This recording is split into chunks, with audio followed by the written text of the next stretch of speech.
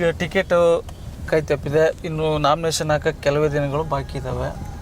ಇಂಥ ಸಂದರ್ಭದಲ್ಲಿ ವಿನಯ್ ಕುಮಾರ್ ಅವರ ನಡೆಗೆ ಏನಾಗಿರುತ್ತೆ?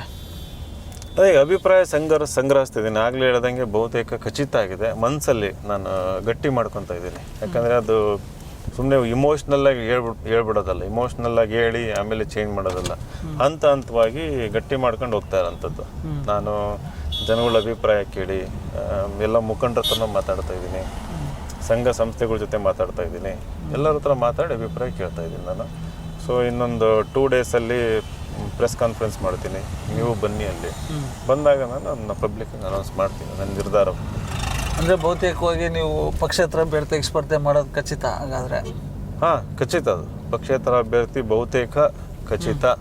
ಅದು ಇನ್ನು 2 ದಿನದಲ್ಲಿ ನಾನು ಅಂತಿಮವಾಗಿ ಒಂದು ಪ್ರೆಸ್ ಕಾನ್ಫರೆನ್ಸ್ ಮಾಡಿ ಹೇಳ್ತೀನಿ. ಸೊ ಅವಾಗೆಲ್ಲ ಇಡೀ ಕ್ಷೇತ್ರದ ಜನತೆಗೆ ಅದು ಗೊತ್ತಾಗುತ್ತೆ ವಿಚಾರ. ಅಂತಿಮವಾಗಿ ಕ್ಷೇತ್ರದ ಮತದಾರರಲ್ಲಿ ಏನು ಮನವಿ ಮಾಡಿಕೊಳ್ತೀರಿ? ಕ್ಷೇತ್ರದ ಮತದಾರರಲ್ಲಿ ಮನವಿ ಮಾಡೋದು, ನೀವೆಲ್ಲ ಬುದ್ಧಿವಂತರಿದ್ದೀರಿ, ಪ್ರಜ್ಞಾವಂತರಿದ್ದೀರಿ, ನಿಮಗೆಲ್ಲ ಅರಿವಿದೆ, ರಾಜಕೀಯ ಪ್ರಜ್ಞೆ ಇದೆ. ಇಲ್ಲಿ ಏನು ನಡೀತಿದೆ ಅಂದರೆ ವ್ಯವಸ್ಥಿತವಾಗಿ ಈ ರಾಜಕೀಯ ಅಧಿಕಾರ ಇರ್ಬೋದು, ಅದನ್ನು ಕೇವಲ ಒಂದೇ ಕುಟುಂಬಕ್ಕೆ ಸೀಮಿತ ಮಾಡ್ಕೋಬೇಕು. ಈಗಷ್ಟೇ ಅಲ್ಲ, ಬರೋ ಇನ್ನೂ ನೆಕ್ಸ್ಟ್ ಜನ್ರೇಷನ್ ಇನ್ನೂ 30-40 ವರ್ಷ ಇದೇ ರೀತಿ ಮಾಡ್ಕೋಬೇಕು ಅನ್ನೋ ಒಂದು ವ್ಯವಸ್ಥಿತವಾದ ಸಂಚು ಇದು ಇಲ್ಲಿ ನಡೀತಾ ಇರೋಂಥದ್ದು. ಸೊ ಇಂಥ ಒಂದು ಸಂಚಿನ ವಿರುದ್ಧ, ಪಿತೂರಿ ವಿರುದ್ಧ ನಾವೆಲ್ಲ ಧ್ವನಿ ಎತ್ತಬೇಕು.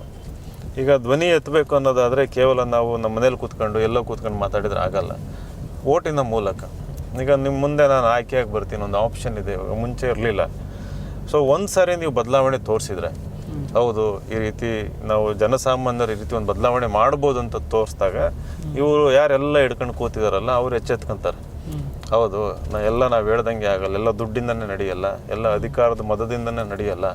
ಸೊ ಜನಗಳು ಕೂಡ ಎಚ್ಚೆತ್ಕೊಂಡಿದ್ದಾರೆ, ಬಯಸ್ತಾ ಇದ್ದಾರೆ. ಅವ್ರ ಬಯಕೆಗೆ ತಕ್ಕಂತೆ ನಾವು ನಡ್ಕೋಬೇಕು, ಅವರು ಬಯಸಿದ್ದನ್ನು ನಾವು ಕೊಡಬೇಕು, ಅದನ್ನು ಅಭಿವೃದ್ಧಿ ಅನ್ನೋದನ್ನ ಎಚ್ಚೆತ್ಕೊತಾರೆ.